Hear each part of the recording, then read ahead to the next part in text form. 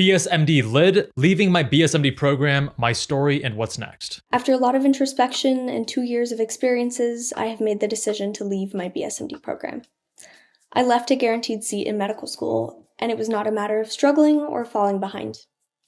In this video, I plan on detailing exactly why I've chosen to leave my 7-year MD path, as well as my plans for moving forward. For those who don't know, your BSMD is combining the path of college plus medical school into one acceptance, one program. So rather than doing 4 years of college and getting your bachelor's degree, and then doing 4 years of medical school over 8 years, although more than 50% of students now take at least one or more gap years, so we're looking at 9+ years, you can do that in 8, 7, or even 6 years sometimes in BSMD programs, where it combines that into one single application. You apply straight out of high school, get your BS and your MD with that one acceptance. At 17 years old, I secured 3 medical school acceptances, one at an Ivy League institution, one at an institution with a 100% residency match rate, and one in my home state with a full ride scholarship. When you guys are looking at med schools, it's important to see the mix of how the students match and if they match into a wide range of specialties, including highly competitive specialties, derm, plastics, neurosurgery. Those are the top 3. The actual percentage, I wouldn't focus too much on. The reason being that a school that may brag about having a high match rate, if most of those students, let's say it's an osteopathic school, if most of those students are going into primary care specialties like family medicine, pediatrics, OB-GYN, things that are more attainable, then that doesn't necessarily put you in a better position to match into residency if you want to go into neurosurgery or plastics or derm. You're actually worse off in that case, and that's a whole discussion of MD versus DO. But anyways, that's a whole nother conversation for another video, but don't overly focus on the absolute match rate number. I don't think it's as important as many people may lead you to believe. During my time in the program, I took advantage of all the opportunities that were made available to me. I served as an ambassador to the College of Medicine Tucson and APME. I volunteered at the Medical Simulation Lab. I participated in cadaver dissections in the Gross Anatomy Lab. That's pretty cool to be doing cadaver dissections in college. You're going to do that in your first year of med school. It's not very common to do that in college. Great way to get early exposure and see how you feel about it. The APME program's flexibility gave me the freedom to find myself beyond the rat race of a traditional pre-med path, no longer needing to check boxes to please admissions committees. Without that time, I might have never realized my shifting goals and evolving perspectives. Great insight there, which is that with her BSMD program, she wasn't as stressed about having to prepare for med school. She could focus on the things that she wanted to do, because the common trap that many people fall for is this checkbox mentality. You want to just get X, Y, and Z done so that you become a more competitive med school applicant. But if she's already in a BSMD program, already has that guaranteed seat in med school, she can focus more on her interests, which is great. However, while that is a distinct benefit, don't let it be overstated, because you can also toe the line as a traditional pre-med, doing 4 years of college and then applying separately to med school and not check the boxes. We're huge proponents of that at medschoolinsiders.com. But on the flip side, you do get more flexibility with the BSMD for that reason. While my academics and career plans were thriving, a series of personal experiences caused my values to slowly shift. I tried my best to reason with this by throwing myself into more coursework and extracurriculars, but something still felt off. Through these past 2.5 years, there were a series of unexpected deaths of young people close to me, as well as terminal illness diagnoses of friends in their early to mid-20s. Out of respect for their families, I will not be disclosing anything further, but I have to say, I've been shielded from death pretty well up until now. And this series of events truly shook me to my core, made me reevaluate my purpose and how I wanted to spend the rest of my time on this planet. It truly made me confront the fragility of life and the fact that the time we have on this earth is not owed to us and can be taken away at any moment. It made me deeply question whether I wanted to spend another 4 to 8 years in an environment where I felt unsupported, away from family, and disconnected from a community. Wow, yeah, that sounds really tough, especially when you're in college, right? First couple of years, you're finally away from home, you're on your own, and for that to hit would be huge. Now, I had a different set of challenges. I had a diagnosis of Crohn's disease, ulcerative colitis hybrid. And that also shook me. I was 18. I had just started college. And similar conclusion, which was that, oh, wow, life is so fragile. I was totally healthy for the first 17 years of my life. And then boom. And it's very interesting that my conclusion was different, and how it shaped me was different. obviously different experiences, but we came to a similar conclusion. But then from that conclusion, the path we took is different. And I want to get back to that, but let's first see what she has to say. This realization, paired with the extremely toxic social environment of the university as a whole, slowly became suffocating. From the very beginning, my enthusiasm for studying medicine and my ambition did not resonate well with my peers, which created a rift that became increasingly evident. Throughout my journey, I experienced a range of microaggressions and negative interactions, and lived in an environment where my very presence was often treated as a threat. I'm deeply concerned about the culture I encountered, where kindness and empathy seemed completely absent in a group of people who profess to serve humanity. These people will soon don a white coat and take an oath that states do no harm, something they are incapable of upholding with their peers and their colleagues. The pre-med years can be cutthroat at certain programs. I don't know about her institution. I am fortunate that at my college, I went to UCLA for undergrad. I didn't get much of that. I think part of it is the peers you choose, the friends you choose to hang out with. And I wanted to choose people who had similar values to me, but also weren't. Being a gunner used to mean that you were bringing people down around you. Now it just means that you try hard in school. But I didn't want to be surrounded by those old school gunners, right? I did come across one gunner in it was like a summer chemistry lab course, which, he like gave me the wrong answer. And then when I later found out that he was wrong, I was like, oh, dude, by the way, let me just like help you out here. I want to correct that stuff and make sure you understand the right answer too. Then he's like, oh yeah, I know. And I was like, oh, dude, you cold. You real cold. But other than that, I can't remember a single instance for myself. So again, part of that is the institution. Part of that is the people that you associate with either by choice or by chance, like who's on your dorm level, as an example. The application process for BSMD programs makes it very clear that medical school admissions committees are searching for the most ethically sound, mature, kind, and service-oriented young minds of this nation. I thought we would become family, and I could not have been more wrong. This kind of behavior doesn't just exist within the program, it's ever present throughout the entire university. In fact, every human interaction I had with people outside of the program was underscored by ulterior motives. People only befriended me in hopes that I'd slip a good word in to program coordinators to better their chances of getting into medical school. When it was not for self-interest, the utter jealousy was palpable, and people constantly brought up my seat and my connections, and no attempts were made to talk about content beyond medicine, medical school, or classes.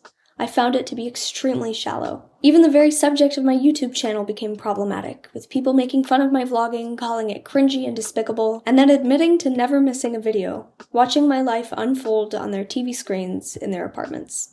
I mean, haters gonna hate. Part of this is due to age, and part of this is due to personality type. As you get older, you're just gonna give fewer fucks about what people say and what they think of you. Because the real friends and the family that love you and support you, they're not going to pull you down. And there are going to be people like that. Anytime you put yourself out in public in this kind of way, they're going to be haters. And there's a whole psychology there. So as you get older, you'll give fewer fucks about that. And then also certain personality types are just more hardwired in that way. And if someone is a hardcore people pleaser and they get the hateful comments on YouTube, that's also going to really bother them. And I'm not saying whether or not this is the case with Lid, right? I'm just saying this is general things to keep in mind for yourself and for others. And as for the interactions feeling kind of tit for tat and these ulterior motives, there's a lot of competition in highly challenging and competitive academic pursuits. And it pushes you to be better, and it can push people to want to get certain things, which can then make it feel kind of tit for tat and like an exchange of value. Hey, you scratch my back, I'm gonna scratch yours, things like that. But at the same time, when you understand where these people are coming from, then, and you put yourself in their shoes, you can see, oh, this person is really stressed and anxious about getting into med school next year because they're applying and they're talking about med school more than I would like, or they're a little bit pushy in this way. You have a little bit more compassion to see where they're coming from and not have it bother you as much. The very first week of my third year, I was brought to the ground in a vicious and unprofessional way for the one and only time I ever stood up for myself. To these people, I hope you can be kinder to your patients. So I finished up my second year. I had the most incredible summer with my family traveling the world. I picked up new hobbies, I learned more about myself, and I recognized the importance of taking a step back. While I initially hoped that distancing myself from the program for the summer would provide me with a little more clarity, I found myself increasingly disconnected from the path I had initially been on. I devoted myself to enhancing my medical knowledge and preparing for future opportunities, yet I felt a persistent sense of unease. This year, I moved myself into a 2-bedroom luxury apartment 4 minutes from campus. I thought that by removing myself from campus, this year might be a bit more tolerable. So in my isolation, I vlogged more, I doubled the time I spent at the hospital, and I took a much deeper dive into the specialty I was interested in. Is anyone else dying to know what that specialty is? Every time a door closed, I pivoted. When opportunities slipped through my fingers, I adapted. I became a chameleon in every social situation, forcing myself to adapt in places I didn't belong. From my experience, that was frequently the case for me as well, in the sense that there was a lot of nepotism in certain very competitive organizations that a lot of Premeds wanted to get involved in. It was about who you knew, not actually your merit, your skill, stuff like that. There are some people who can be nastier, and unfortunately, you're stuck having to deal with them. You can't remove yourself because of whatever activity you're involved with that you care about and that's bringing you together, but you wish that that person just wasn't involved in that activity. So I understand that sentiment. Of course, maybe Liz's experience goes way further than these little examples I've given you here. But what I also want to point out, and I don't know if this is relevant or not to Liz. So again, gotta remember, when I'm doing these reaction videos, I'm just talking about what comes up for me, not necessarily what is applicable to this person, but for other people who may find themselves in similar situations. Sometimes not getting along with people around you or getting repeated feedback that, hey, you know what? You can be a little bit cold, or you can be a little bit standoffish. You seem a little bit too like pompous and like better than others. If one person says that, okay, whatever. But if you heard that from like 3 people, 5 people, 10 people over some number of years, there's probably something there. And it's these things like getting actual valuable feedback, because sometimes people will deliver feedback in a very aggressive, abrasive way, and you naturally get defensive. Your close friends may give you that feedback if you ask for it in a much nicer way. But the trick is to extract the value regardless of how the delivery is. Because if you're going to receive the feedback and either it's nice or not, the trick is to try to extract the most value. And I've found this very helpful when it came to YouTube. There have been some harsh comments as a YouTuber, obviously. But every time there is a harsh comment, I'm always trying to extract value. And then when you look at the video quality from video 1 to video 10 to video 50 to video 100, you hopefully are seeing that growth, that improvement. Because even if that person said, hey man, you suck, your audio is shit, and you don't know what you're doing, I'm like, my audio is shit. Interesting, let me try to fix my audio, right? I told myself that if I could just keep going, keep adjusting, things would eventually fall into place. As time went on, the strain of pushing through something that was not right for me started to affect me physically and impact my quality of life. I held on as long as I could, proving to myself and everyone around me that I was resilient, flexible, adaptable, and could push through anything. But sometimes, true resilience lies in letting go, recognizing that enduring suffering is not the same as thriving. And so finally I chose to put myself first, not because I was weak, but because I had been strong for far too long in a place that did not honor who I was. This quest for resilience even led me to consult with an MD PhD in psychiatry, who told me that I did not need medication, that there was no other possible way I could have adapted to this situation, and strongly advised that for the sake of my neural pathway development, I leave this malignant environment as soon as possible to spare my mental and physical well-being. Still, I held on for another year against their advice. My classes were never difficult in a way that overwhelmed me. They challenged me, made me think deeply, and pushed me to grow, but I maintained A's in every class. Exams were my element. I loved the structured rigor and the satisfaction of preparing thoroughly, receiving feedback, and measuring my progress. She's the same kind of weird as me. I also like test taking. And I think a part of the reason why people like us enjoy that is because it pushes you to learn more than you would without that, right? If you just had very low cutoffs, low standards, you'd be like, okay, like cool, I'm gonna learn a little bit. But by having higher standards, you're pushing yourself harder to reach those higher standards. And in the process, you are seeing yourself evolve and grow and learn. And seeing any improvement in yourself is intrinsically rewarding, which is why when you go to the gym, when you see yourself put up an extra 10 pounds on bench, that's rewarding. That's exciting. When you're cycling and you see yourself getting faster, that's rewarding. That's exciting. When you see yourself getting better grades in school because you follow the Med School Insider's study playlist and now you're not getting B pluses, now you're getting A pluses instead, that's rewarding. Seeing progress, seeing improvement, for me recently, just cooking in a way that is quicker and tastes better and is healthier, that's rewarding. I'm seeing the progress, I'm seeing the improvement. But as I dove further into my physiology classes, the ones that were meant to directly prepare me for medical school, I began to feel a surprising pull towards something that I had initially put away. The humanities had always been an integral part of my life growing up, shaping my curiosity and my worldview, yet I tucked it away to focus solely on the sciences. Immersed in my pre-med path, I started to feel disillusioned and like a piece of myself was missing. I realized I owed it to myself to pause and explore more broadly before committing to a path so centered on science and physiology. This decision was not born from a lack of resilience, rather a deep-seated desire to reconnect with all parts of myself, including those I had set aside in the name of medicine. I realized I'd been holding on to this BSMD path more out of commitment than genuine connection. And just like any relationship, it's okay to realize when it's time to let go. BSMD programs have distinct pros and cons, and we actually have many articles and guides on the Med School Insider's blog that go over whether or not a BSMD program is right for you. But in short, the benefit is that for those who are highly committed to medicine and have a high degree of certainty about that commitment, leaving high school, graduating high school, entering college,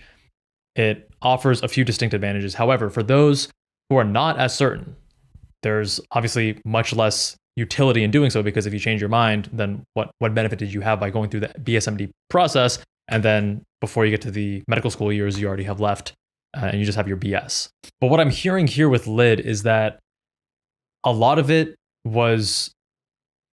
seems like more of it was from the culture of the school and her peers rather than her commitment to medicine. But then I'm getting mixed signals. She's saying that she's still committed to medicine, but now she's also going more humanities. But it all seemed to start, at least from this unhappiness with the culture. So that's another thing to be mindful of, which is that what percentage of your like or dislike of something is due to the people around that thing versus the thing itself. And this is a huge thing we actually bring up when med students are choosing a specialty, because it is so common to fall for this trap. And I almost fell for this trap too, which is that when you're rotating on various specialties, or if you're a pre-med and you're doing extracurriculars in various types of medicine, whether it's you're doing neurology here or you're doing research there, specialties, practice settings, etc., you may enjoy something more simply because of the people that you are working with. There are specialties that every student is going to be surprised by, that they like it either more or less than they expected going in. And sometimes it's due to the subject matter, but oftentimes it's due to the people. How lucky or unlucky are you with regards to who you're matched up with? And in this case, I can't help but feel that some of that might be happening. So with all of this to consider, I realized I had to take action to be true to my future self as well as my values in stepping away from my BSMD program. Right now I'm working really hard, and fingers crossed I'll be able to graduate with my bachelor's degree at the end of this academic year. My family, mentors, and scholarship network have guided me through this decision, and I'm so grateful for their support as I take this next step. The APME program was wonderful, and I'm grateful for all of the professional opportunities that I encountered while in the program, as well as for the faculty who have been so very supportive in this decision and have helped me leave the program on very, very good terms. I do have a plan, and I'm not stepping away from education or learning by any means. In fact, I've already pivoted these past few months in taking courses that align more closely with my evolving interests. I will be continuing to do what I love best, which is going to school and being a lifelong learner. I can't say I'm ready to part with medicine just yet, but I also owe it to myself to explore other areas and see where those take me. That is the beauty of being 20 years old and having the opportunity and time to figure things out. It is so important to only go into medicine if it is truly the right path for you, because it is a long commitment. It is a grueling commitment. It is not to be taken lightly. And there are going to be some percentage of students who, as they graduate high school, they feel like, I am so committed. I'm so 100% medicine. And then they get to college and they have some experience, whether it's similar to Lyd's or something else, where they just get drawn, pulled in another direction. Oh my God, this other thing is so cool. I really love computer science or whatever it is. That medicine is no longer front and center. And that's okay. At 20 years old, it is okay to change your mind. At 25 years old, 30, 35 years old, it is okay to change your mind and change your career path. You don't need to feel like changing your path and taking an extra 1 or 2 years because, oh my God, I wasted this time is gonna matter in the grand scheme of things. What is more important is aligning that long-term career path with your true interests, what will make you happiest in the long term, not trying to optimize for that short-term 6-month, 1-year advantage. So going back to the realization that life is short. When I got that autoimmune inflammatory condition, I felt that something was wrong with me, something was broken. I had to work hard to prove it to myself and to others in my head, not actually in reality, but it was all in my head, that there was nothing wrong with me. I could still do anything that I wanted to do, anything I set my mind out to. And also had some very negative experiences with certain gastroenterologists until I finally found an amazing guy. Shout out Dr. Tesfaye in the Bay Area, who helped me a lot. But prior to him, there's a lot of frustration, and I felt so motivated to becoming the best gastroenterologist I could be. And I wanted to be like Dr. Tesfaye because he was such a great GI. And that's just the meaning, the story that I myself generated and created from those events. It was very low lows, very challenging times, especially when you're on high dose corticosteroids. Your mood is fucking all over the place. And during those lows, I told myself, I am choosing to extract value from a completely shitty situation. And there was other stuff too going on in addition to that. Family life implosion, moving to a 1-bedroom apartment with 2 other adults, sharing a single bathroom with this new condition. It was a lot of pain, a lot of struggle. And that was the meaning that I created. And it's okay that your story is going to be different. Your struggles will be different. And your meaning, your story, your trajectory will also be different. That's fine. Own it, embrace it. There's this saying, this Latin phrase, amor fati, right? Love the fate that you have, that you are given. The bigger message here isn't really about me or my life, but rather the truth that at any age, in any situation, it's okay to walk away from a relationship that's unhealthy or abusive, no matter how comfortable or appealing it may seem to others on the outside. Whether it's a job, a romantic partner, a family member, or an environment as a whole, prioritizing your well-being is not only acceptable, but it is essential. Yes, and devil's advocate. So she is right there. But I don't want people to swing too far in one direction. So to bring it back towards the middle, there is also something to being resilient, to pushing through the tough times. Right? I'm not saying that she needed to push through the tough times, but I'm saying for you, when you're considering your own tough times, when you feel that discomfort, when you feel like this is hard, I don't want to do this, there's a certain level of confidence and self-belief you can only generate, you can only create by going through the hard things, pushing through, coming out the other end and being like, damn, I didn't even know I was made of that. I didn't even know I could do that. There is value in that. And I know a few people, friends of friends, who go to law school, don't finish, go to med school, don't finish. They're older, later in life, and they don't feel like they've accomplished anything that they're proud of, and then they get into these depressive states. It's a pattern that I've seen more than once. Letting go of what doesn't serve you opens the door to new opportunities and a life that reflects who you truly are and what you deserve. You're not obligated to stay anywhere that compromises your happiness or your self-respect. Trust that there's something better waiting on the other side. Leaving Tucson and giving up my BSMD seat that I worked so hard to attain was not a decision I took lightly. Getting into BSMD is really hard. It is even harder to get into a BSMD program than just doing the traditional route of going pre-med and then applying to med school after college or at the end of your college. So the sunk cost fallacy was probably very real for her. She worked so hard to get there, right? But I believe that by following my heart and values, I'm making the choice that's best for me. I want to thank the 5,000 of you who regularly watch and support my channel. Your comments, emails, and heartwarming messages have been so kind and a constant source of motivation for me. And by sharing my experience, I hope to reach anyone out there who's struggling with a similar decision. Trusting your instincts and following what truly matters to you is important. You're not alone. She's going to have to change her name from BSMD Lid to something else, right? I get the sense that she'd be good in politics too.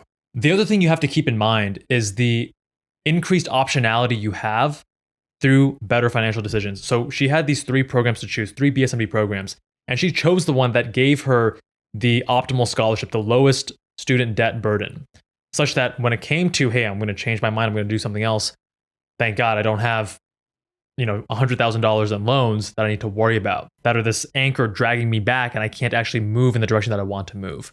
That was a huge part for me being able to leave residency, which is not because I had any financial help from parents. I paid for my own college, I paid for my own med school, but I got merit-based scholarships both in college and in med school that kept my loan burden very low. So keep that in mind. Number 1, don't always just choose the sexiest, highest prestige school. And I'll talk about that, especially for med school, because the undergrad you go to doesn't matter as much versus the med school in terms of your long-term career, in terms of specialties and stuff like that. And people overemphasize the prestige factor and underplay the importance of finances.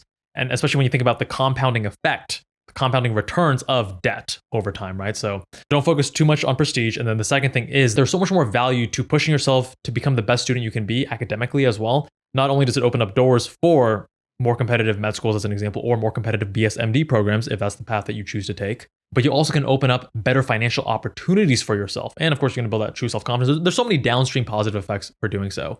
And for those who are considering BSMD, it is incredibly challenging. It is more challenging than a regular MD acceptance. However, at Med School Insiders, we do have physician advisors, our insiders, who can mentor you one-on-one on going the BSMD route. And these are actual doctors that went BSMD themselves. So they're going to tell you the ins and outs, what works best, and they have experience on these admissions committees for BSMD programs and for medical schools and for residencies. If you're interested, check out medschoolinsiders.com/BSMD and let me know what you think.